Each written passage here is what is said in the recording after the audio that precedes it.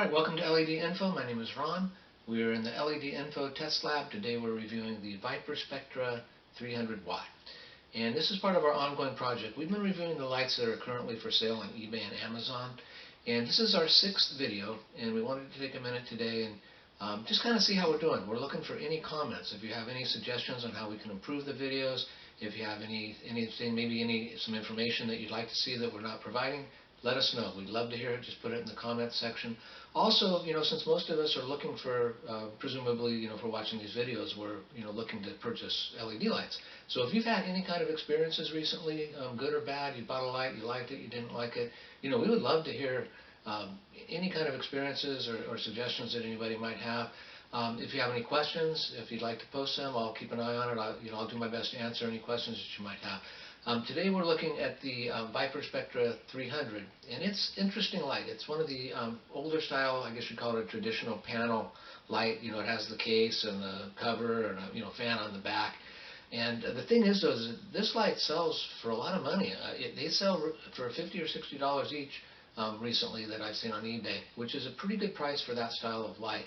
It's not a lot cheaper than the quantum boards that we've been reviewing. So we're really interested to see how this light's going to compare, with the quantum boards, because the price range is pretty close. So it's going to be very interesting.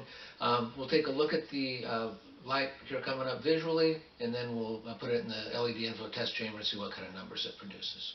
Okay, so here is the Viparspectra V300, brand spanking new right out of the box. It's 8 inches wide by 12 3/4 inches long. It's 2 3/4 inches thick. It has 60 LEDs. According to the specification sheet, it has a 12-band full spectrum of LEDs. So this is not your old-fashioned, blurple red and blue light. This is, has white light, yellow lights. It also has infrared and ultraviolet light. So definitely a positive there. A lot of people really like that. Recent research is showing pretty conclusively that the ultraviolet and infrared are beneficial to plants. It's a solidly well put together light. It's got a metal case in relation to the plastic case that a lot of these lights have. On the flip side, we'll notice that it has an on-off switch. It also has the daisy chain connectors, so if you have more than one light, you can hook them together. It has a big old fan here in the middle, so I have to assume that it disperses heat well. It has the vents here on the side to also help with the heat disbursement. So the next step is to head over to the LED Info test chamber. Let's pop this in the test chamber and see what kind of PPFD numbers it produces.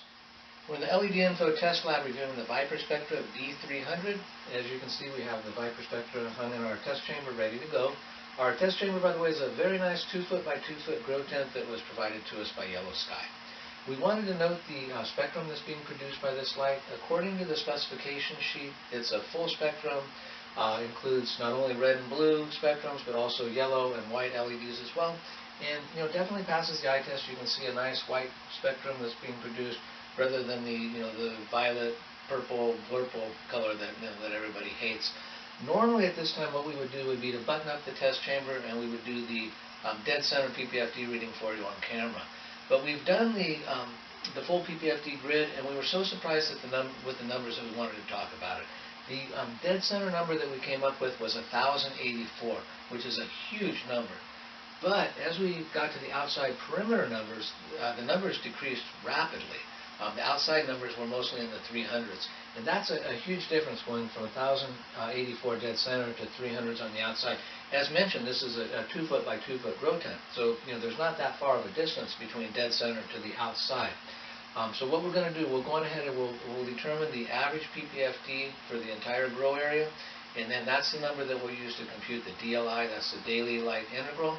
And in this instance, I think we should probably pay more attention to those numbers rather than the dead center PPFD reading that I know I have a tendency to focus on.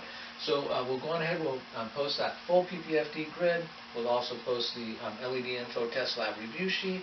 We'll plug the unit into the watt meter. We'll see what the actual number of watts that are being pulled out of the wall are by this unit, and then we'll wrap this one up. So as always, we want to thank you for stopping by. Hope you have a good one, and we'll see you next time.